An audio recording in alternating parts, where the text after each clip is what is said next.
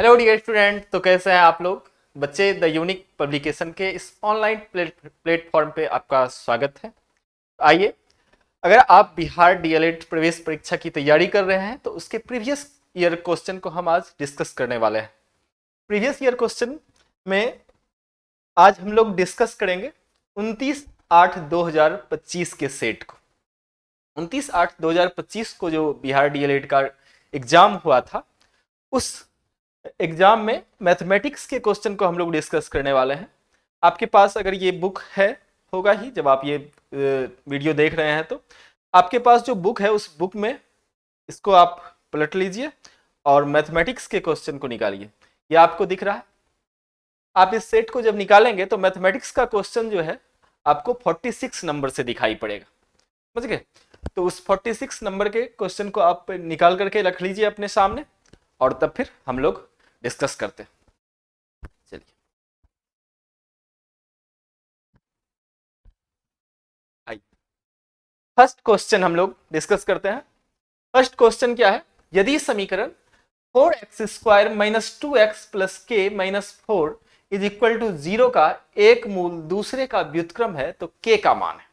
चलिए, अब देखिए, ये क्वाड्रेटिक इक्वेशन है।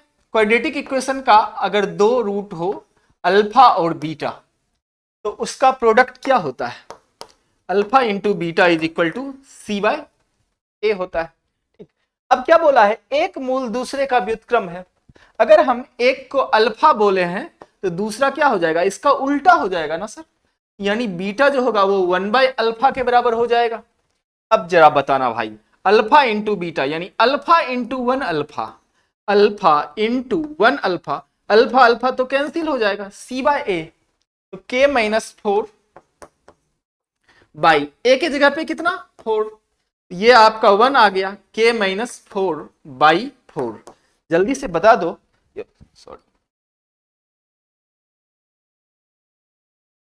तो k -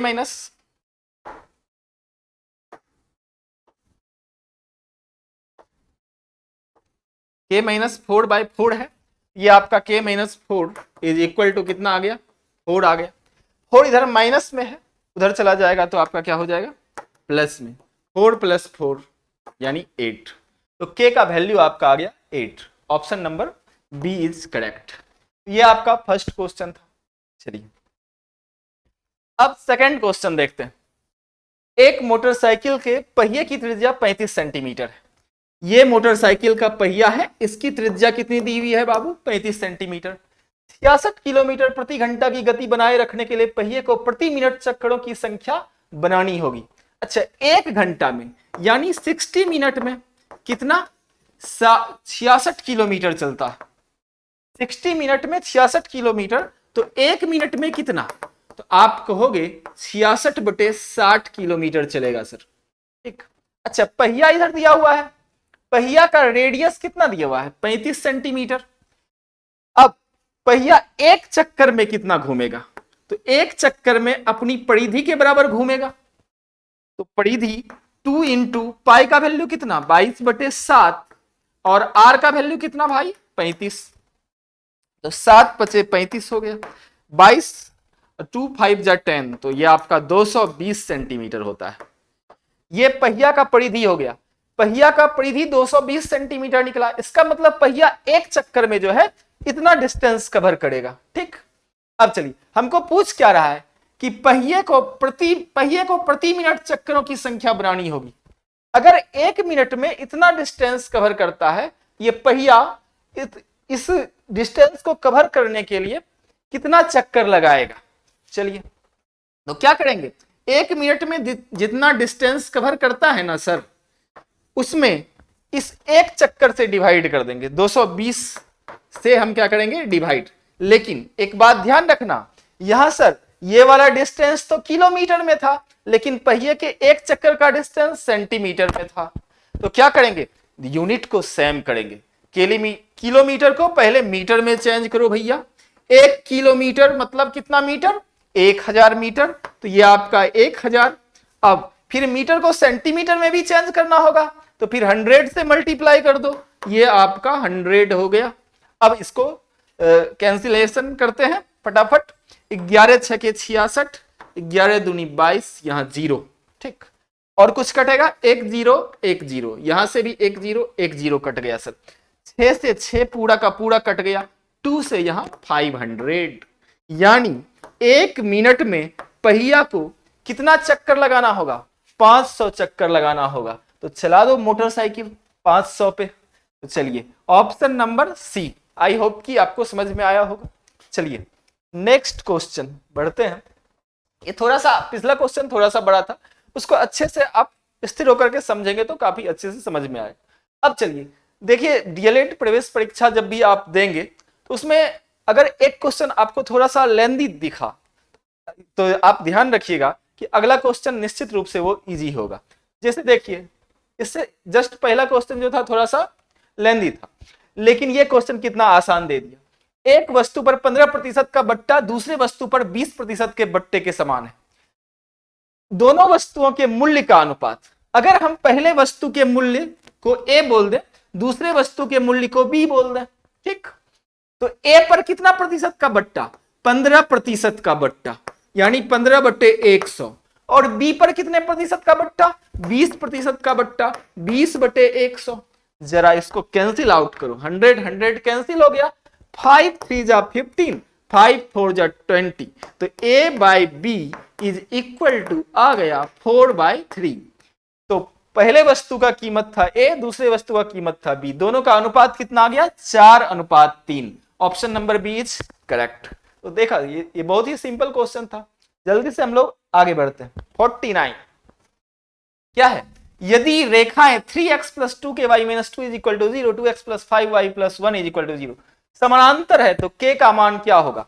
समानांतर, दो रेखाएं समांतर कब होती है?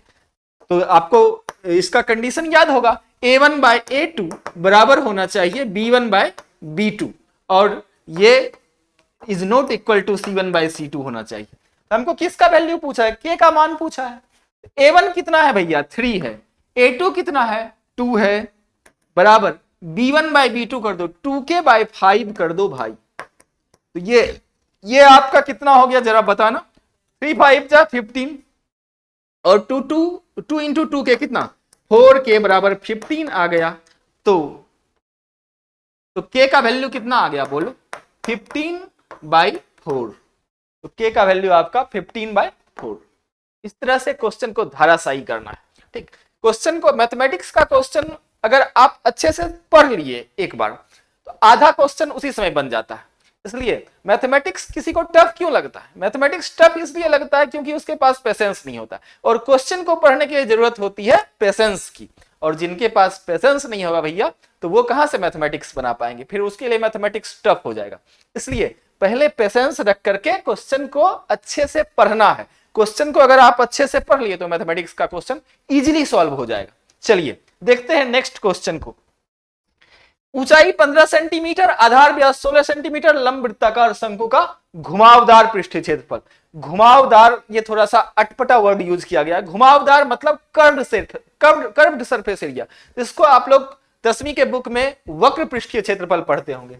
हमको दिया क्या क्या हुआ है सर? h दिया हुआ है 15 और आधार व्यास दिया हुआ है 16, तो त्रिज्या कितनी हो जाएगी?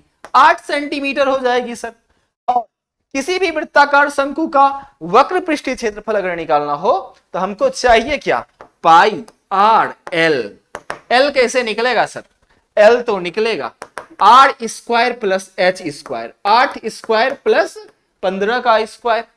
तो 8², ये तो ट्रिपलेट आपको याद होना चाहिए। 8² + 15², 17 का स्क्वायर हो जाएगा। ये 17 का स्क्वायर यानी 17।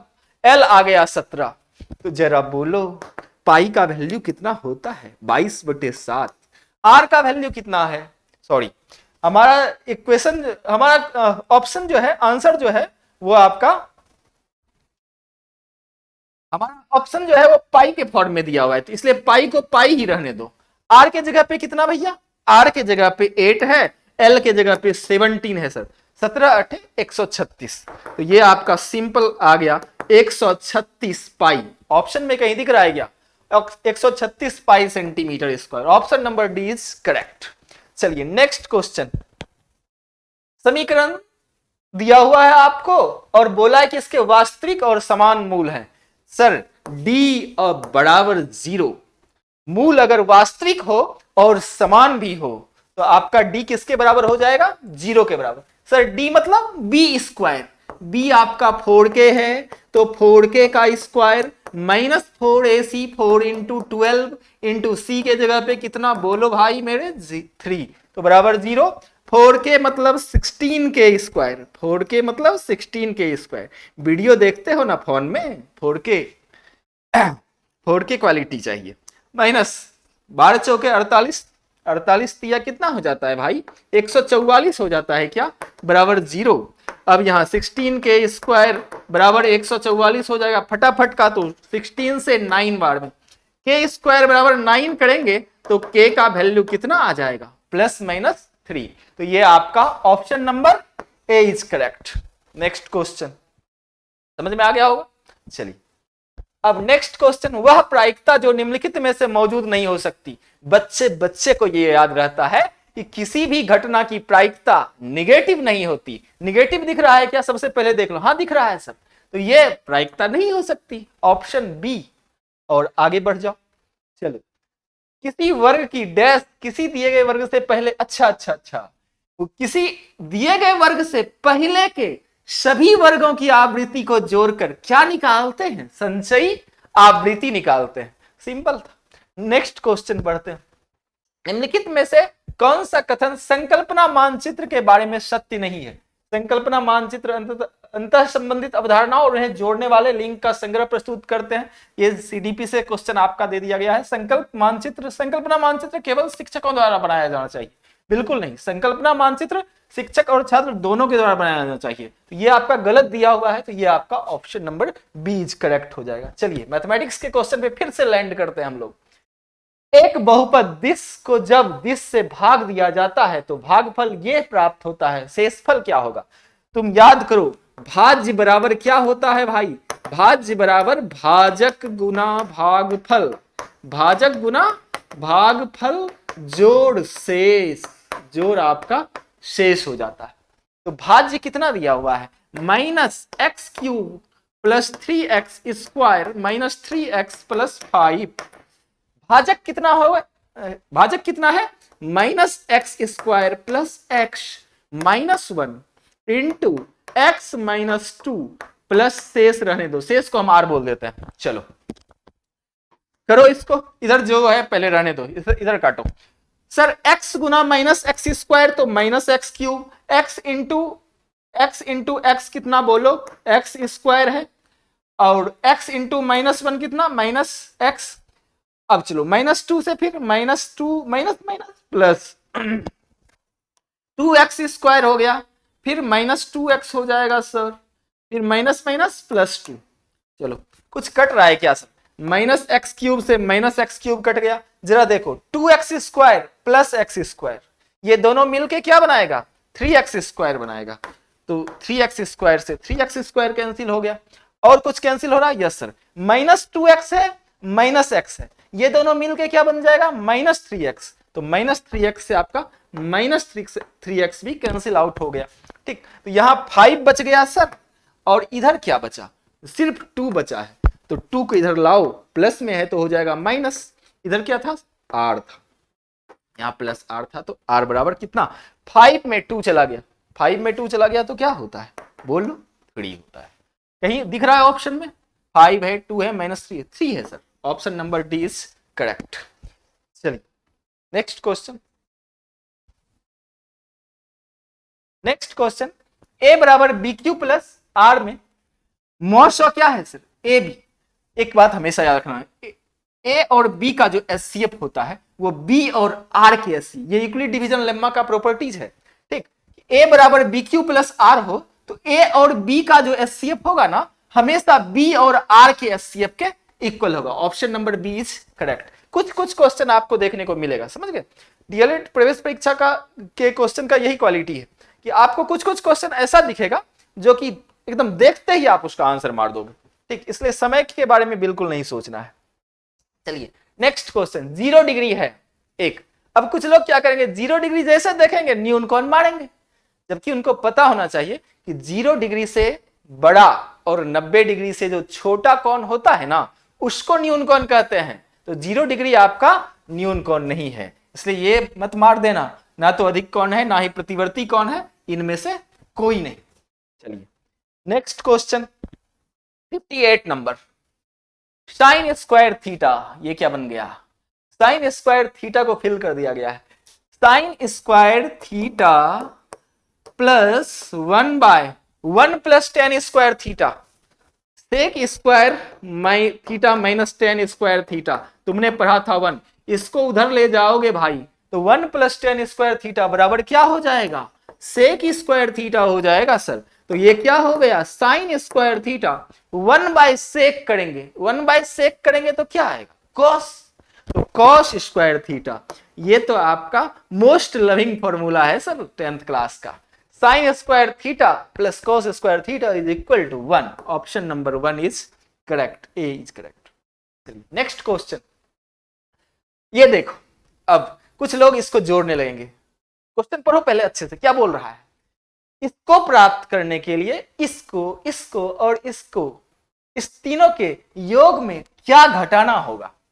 तो देखो, जब हम इसको जोड़ेंगे इसके योग में, इस तीनों के योग में क्या घटाएंगे, जो ये हमको मिल जाएगा, इस तीनों को जोड़ो तो इसका यूनिट डिजिट जोड़ो, 9 9 18, 18 9 27, 27 आएगा। इसमें क्या घटाएं, तो 4 को घटा करके देखो तो यूनिट डिजिट कितना आना चाहिए, 3। तो कहां दिख रहा है, यूनिट डिजिट 6 है, यहां यूनिट डिजिट 5 है, 6 है, 3 वाला एक ही ऑप्शन है, मारो डी और सीधा निकलो। इस तरह से आपको सवाल को उड़ाने के लिए भी आना चाहिए, ठीक। सारा पूरा कैलकुलेशन करना ही जरूरी नहीं होता है, कॉम्पिटिटिव एग्जाम का ये क्वेश्चन है, यहाँ प्रोसेस मैटर नहीं करता है, यहाँ आप किसी तरह आपको क्वेश्चन को उड़ा दो, ठीक। आगे बढ़िए, निम्न में से मूल बिंदु के नियामक, मूल बिंदु ऑरिजिन, सर ये भी कोई बताने वाली क्वेश्चन है क्या, ये भी कोई बताने वाली बात है, 0 0, मूल बिंदु का नियामक क्या होता है, 0,0। नेक्स्ट क्वेश्चन, एक समचतुर्भुज लीजिए, समचतुर्भुज D1 दिया हुआ है, D2 दिया हुआ है, तो इसका क्षेत्रफल क्या होगा, half into D1 into D2, समचतुर्भुज का क्षेत्रफल होता है, क्या होता है, half into D1 into D2, D1 है 16, D2 है 12, 2 से 8 बार में कट जाएगा सर, 12 8 96 सेंटीमीटर स्क्वायर, कहाँ है 96 सेंटीमीटर स्क्वायर, तो 96 कहां दिख रहा है आपको, option number B is correct. चलिए नेक्स्ट क्वेश्चन, लंबाई और चौड़ाई के लिए एक आयत का परिमाप लीजिए। अब ये सब भी क्वेश्चन पूछा जा रहा है, लंबाई और चौड़ाई के लिए एक आयत का परिमाप क्या होता है, 2 इंटू लेंथ प्लस ब्रेथ, ये आपका option number B is correct.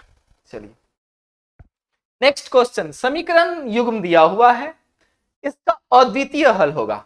देखिए अद्वितीय हल के लिए कंडीशन होता है a1/a2 is not equal to b1/b2, समझ रहे हैं, a1 क्या है भैया 6 है, a2 कितना है p है, b1 कितना है -2 है और b2 कितना है -1 है, ठीक। अब इसको सॉल्व करो सिंपली, माइनस माइनस तो कैंसिल हो गया सर, 2 से 3 बार में कैंसिल हो जाएगा, अच्छा ये तो नॉट इक्वल टू ना, p is not equal to 3, p आपका 3 के इक्वल नहीं होना चाहिए, यस सर, p का वैल्यू जो है 3 के इक्वल नहीं होना चाहिए, option number A is correct. चलिए आइए आगे बढ़ते हैं, बहुत अच्छा क्वेश्चन है, 2 खिलाड़ी संगीता और रेशमा एक टेनिस मैच खेलते हैं, यह ज्ञात है कि संगीता के मैच जीतने की संभावना 0.62 है, रेशमा के मैच जीतने की प्रायिकता क्या होगी, सर 2 ही खिलाड़ी है, या तो रेशमा जीतेगी या फिर संगीता जीतेगी, यहां संगीता के जीतने की प्रायिकता दी हुई है, और आपको पता है कि टोटल घटना की प्रायिकता का सम जो होता है वो किसके बराबर होता है, 1 के बराबर होता है, तो संगीता के मैच जीतने की प्रायिकता दी हुई है 0.62, रेशमा का निकालना है तो 1 में घटा दो 0.62 को, तो कितना हो जाएगा, ये तो सर 0.38 आ जाता है, option number B is correct. ये प्रायिकता का क्वेश्चन था, एकदम हलवा टाइप क्वेश्चन। चलिए आगे बढ़ी, नेक्स्ट क्वेश्चन, ठीक, मैथमेटिक्स को एंजॉय किया कर, मैथमेटिक्स बहुत ज्यादा टफ सब्जेक्ट है ही नहीं, बिल्कुल। और हम बोले ना, क्वेश्चन को अगर आप इजीली आसानी से पढ़ लिए एकदम पेशेंस के साथ, तो आधा क्वेश्चन आपका उसी समय सॉल्व हो जाता है। देखो ना क्या है, √3 tan थीटा बराबर 3 sin। क्वेश्चन पढ़ने के वक्त पेशेंस रखना काफी जरूरी है, ठीक। तो sign square theta minus cos square theta का मान क्या होगा? चलो, √3 tan थीटा को क्या लिखोगे तुम? Sine theta by cos theta बराबर 3 साइन थीटा, है ना भैया। साइन थीटा से साइन थीटा आपका कैंसिल आउट हो जाएगा, कॉस थीटा उधर चला जाएगा, तो कॉस थीटा का वैल्यू कितना? √3 से 3 कट जाएगा √3 बार में, तो 1/√3 आ गया सर। ये कॉस थीटा का वैल्यू आ गया। हमको पूछ रहा है sine square theta minus cos square theta. एक बात बोलो, इसको थोड़ा सा सॉल्व करते हैं। साइन स्क्वायर थीटा को क्या लिखोगे? 1 माइनस कॉस स्क्वायर थीटा, और एक minus cos square theta already दिया हुआ है, तो ये तो आ गया आपका 1 minus 2 cos square theta. 1 minus, अच्छा कॉस थीटा 1/√3, तो कॉस स्क्वायर थीटा कितना? 1/3। √3 का स्क्वायर क्या होता है? 3 होता है, तो 2 इंटू 1/3, तो 1 में 2/3 को माइनस करो तो कितना हो जाएगा सर? 1/3 के बराबर हो जाएगा। 3 माइनस 2 गया 1, तो 1/3 ऑप्शन में दिख रहा है क्या? Option number C is correct, ठीक। तो ये आपका 65वां नंबर क्वेश्चन था। आइए 66। हाँ, एक बात ध्यान देना, प्रीवियस ईयर क्वेश्चन को जितना ज्यादा बनाओगे तुम एग्जाम में उतना अच्छा परफॉर्म करोगे, ठीक। कई लोग क्या करते हैं कि नहीं हमको तो अच्छा से अच्छा मार्क्स करना है, उस चक्कर में टफ से टफ क्वेश्चन का कलेक्शन इकट्ठा करते हैं, उसको बनाने के लिए चले जाते हैं। भाई जब वो टफ से टफ क्वेश्चन पूछा ही नहीं जाएगा तो उसको बना करके क्या फायदा? तो एग्जाम में जिस टाइप का क्वेश्चन पूछा जाता है ना, हमको उस क्वेश्चन पे फोकस करना चाहिए। हमको विद्वान तो बनना नहीं है, हमको एग्जाम क्वालिफाई करना है। तो एग्जाम क्वालिफाई आप तभी करेंगे जब आप एग्जाम में पूछे गए क्वेश्चन को सॉल्व करेंगे, ठीक। तो आपका मेंटल लेवल जो है उस तरह का तैयार हो जाएगा। आइए, तो इसलिए हम लोग प्रीवियस ईयर क्वेश्चन को डिस्कस करते हैं यूट्यूब पे, ताकि आप लोग को कहीं प्रॉब्लम हो तो इसको देख करके आप अच्छे से सॉल्व कर सकें। आइए नेक्स्ट क्वेश्चन पढ़ते हैं। वाई अक्ष पर स्थित किसी बिंदु का निर्देशांक k है। अच्छा, वाई अक्ष पर एक चीज याद रखना, अगर कोई बिंदु x अक्ष पर स्थित है, अगर कोई बिंदु x अक्ष पर स्थित है, इसका y निर्देशांक 0 होता है। y निर्देशांक क्या होता है? 0। और अगर कोई बिंदु y एक्सिस पर हो तो उसका x निर्देशांक 0 होता है। x निर्देशांक 0 होता है। 0 कोमा k नहीं, y बोला, y लिखा है, y यूज किया है k के बदले, तो 0 कोमा y। तो y एक्सिस पर अगर कोई बिंदु है तो वो क्या होगा? 0 कोमा y हो जाएगा। Option number A is correct. Next question आइए। एक बच्चे से यह पूछने पर कि क्षेत्रफल क्या है, उसने लंबाई गुना चौड़ाई उत्तर दिया। क्षेत्रफल की अवधारणा के बारे में, बच्चे की समझ के बारे में आप क्या कह सकते हैं? तो लंबाई गुना चौड़ाई क्षेत्रफल के बारे में बोला है, तो ये किसका क्षेत्रफल बोला होगा? बोलो, तो माइंड में आ गया होगा, ये तो आयत का क्षेत्रफल बोला है सर, ठीक। अब देखिए ऑप्शन पढ़िए अच्छे से, ठीक। ये मैथमेटिक्स का क्वेश्चन नहीं है, ये सिंपल अंडरस्टैंडिंग का क्वेश्चन है। बच्चे को क्षेत्रफल की अवधारणा के बारे में कोई जानकारी नहीं है, नहीं जानकारी तो है, तब तो वो लंबाई गुना चौड़ाई बोला है। बच्चे ने किसी भी बंदाकार के क्षेत्रफल के सामान्य विचार को आयत के क्षेत्रफल के रूप में उपयोग किया। हाँ, ये चीज समझा जा सकता है। उसने लंबाई गुना चौड़ाई बोला है, इसका मतलब उसने समझ लिया कि सर जी जो है आयत का क्षेत्रफल पूछे हैं, इसलिए बोल देते हैं लंबाई गुना चौड़ाई, क्या पता सही हो जाए। तो option number B is correct. यही अवधारणा निकल करके आ रही है। बच्चा सही कह रहा है कि क्षेत्रफल लंबाई गुना चौड़ाई। अब सर जी ने पूछा है सिर्फ क्षेत्रफल, अब किसका क्षेत्रफल ये तो बोले नहीं है, तो सही कैसे हो गया लंबाई गुना चौड़ाई?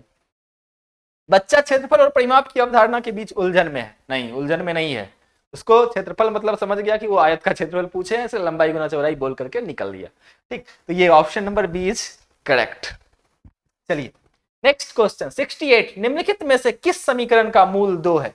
ए भैया, अगर किसी द्विघात समीकरण का मूल अल्फा है या बीटा है, कुछ भी है, तो वो उस समीकरण को संतुष्ट करना चाहिए। यानी अगर हम उसको समीकरण में रखें ना, तो LHS इज इक्वल टू हो जाना चाहिए RHS। तो 2 को रख करके देख लो, इसमें रखते हैं 2 का स्क्वायर 4, 4 माइनस 16, सॉरी 4 दूनी 8 हो जाएगा भाई, कट।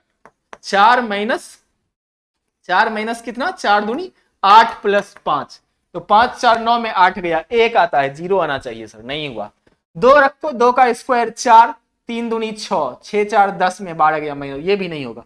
2 रखो, 2 का स्क्वायर 4, 4 दूनी 8, यहाँ 7 दूनी 14, 8 में 14 गया, -6 आ गया सर, आ गया।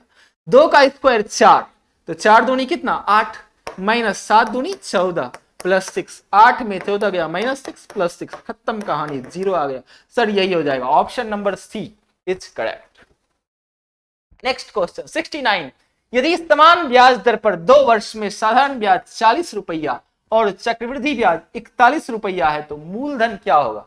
भाई साहब जरा बताना, 2 वर्ष में साधारण ब्याज कितना है 40, तो 1 वर्ष में कितना हो जाएगा 20, बराबर बराबर, साधारण ब्याज हमेशा बराबर होता है, तो 20, दूसरे वर्ष का भी कितना 20। लेकिन एक बात याद रखना, चक्रवृद्धि ब्याज का कंसेप्ट थोड़ा बहुत भी अगर आता होगा, उसका बेसिक अंडरस्टैंडिंग थोड़ा सा भी होगा, तुमको पता होगा कि जितना मूलधन होता है ना सर, पहले वर्ष में साधारण ब्याज जो होता है वही चक्रवृद्धि ब्याज भी होता है, लेकिन जैसे ही दूसरा वर्ष जाते हैं, चक्रवृद्धि ब्याज जो होता है उसका मूलधन में ये पहले वर्ष का ब्याज जुट जाता है, P+20 पे निकलता है, यानी इस 20 का एक्स्ट्रा ब्याज हमको जोड़ना पड़ता है। ठीक, तो जरा बोलो एक्स्ट्रा ब्याज कितना आया है सर, 40 आना चाहिए था, लेकिन आया कितना 41, तो यानी एक एक्स्ट्रा आ गया है। ये किसका ब्याज है, 20 का है, 1/20 गुना 100, यहां से हमको रेट पता चल जाएगा, 20 पंचे 100, यानी R बराबर 5%। R बराबर कितना भैया 5%, लेकिन हमको R थोड़ी पूछा है सर, हमको पूछा है मूलधन क्या होगा, तो जरा बोलो मूलधन पूछा है, तो R का वैल्यू तो आपका 5% आ गया, तो P का 5% कितना आया है आपका 20 रुपया आया है। 1 साल का साधारण ब्याज कितना आया है 20 रुपया ही आया है ना भैया, तो P का 5% बराबर 20, तो 5 से इसको काटो, 4 बार में कटेगा, P बराबर 4 गुना 100 कितना आ गया 400, 400 कहीं दिख रहा है क्या, ऑप्शन नंबर बी दिख रहा है, यही आपका मूलधन हो गया। चलिए नेक्स्ट क्वेश्चन 70, 5 सेंटीमीटर त्रिज्या के एक वृत्त के व्यास, लीजिए एक वृत्त बनाओ, पहले प्यारा सा वृत्त बन गया। चलिए एक वृत्त के व्यास AB के एक छोर पर स्पर्श रेखा XAY, चलिए हम एक स्पर्श रेखा बना दिए XAY, क्वेश्चन को अच्छे से समझना, ये बहुत ही अच्छा क्वेश्चन है। XAY इस पूरे सेट का सबसे बेस्ट क्वेश्चन, हम इसको समझते हैं। XAY को वृत्त पर खींचा जाता है XY के समांतर और A से 8 सेंटीमीटर दूरी पर, जीवा CD की लंबाई इससे 8 सेंटीमीटर। चलिए व्यास पहले क्या बोला है, व्यास AB, ये आपका A था, ये आपका B, ये आपका व्यास AB है। ठीक, त्रिज्या कितनी है, त्रिज्या है 5 सेंटीमीटर, इससे 8 सेंटीमीटर की दूरी पर, चलिए ये 8 था, तो ये यहां से यहां तक 5, तो यहां से यहां तक कितना हुआ 3, तब 5 + 3 क्या हो गया 8। हमको पूछा क्या है, जीवा CD की लंबाई पूछा है सर, चलो इसको इससे ज्वाइन करो, ये 3 है सर और त्रिज्या कितनी है 5 है, तो सर ये निकालना है हमको, 5 का स्क्वायर में 3 का स्क्वायर घटाओगे तो 4 का स्क्वायर आ जाएगा, यानी ये आपका 4, तो ये भी आपका कितना 4, तो CD कितना आ गया बोलो 8 सेंटीमीटर। तो ये था आपका 70 नंबर का क्वेश्चन का आंसर 8 सेंटीमीटर, तो बिल्कुल आसान खत्म हो गया। तो आई होप कि आपको सारा क्वेश्चन काफी अच्छे से समझ में आया होगा। जहां कहीं भी थोड़ा सा भी डाउट रह जाता है तो आप कमेंट बॉक्स में कमेंट करके जरूर बताएं, और अगर आपको ये वीडियो अच्छा लगता है तो आप अपने दोस्तों के साथ भी शेयर करिए जो बिहार DLED प्रवेश परीक्षा की तैयारी कर रहे हैं, ताकि अधिक से अधिक बच्चों को लाभ पहुंच सके। धन्यवाद।